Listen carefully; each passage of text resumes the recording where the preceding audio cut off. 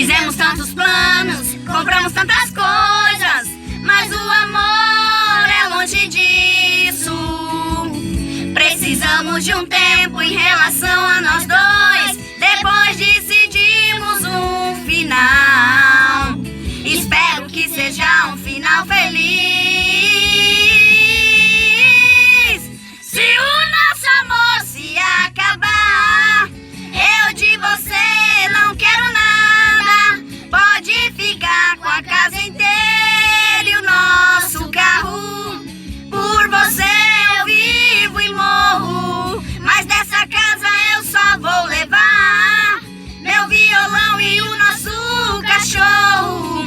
Se amanhã a gente se acertar, tudo bem, mas se a gente não voltar, posso beber, posso chorar e até ficar no soro, mas dessa casa eu só vou levar meu violão e o nosso cachorro.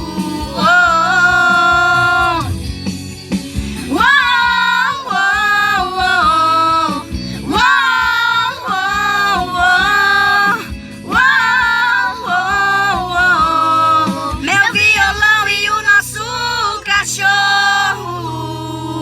Tia Penelope, é pra você. Não é? Você não falou nada. Além que nós já...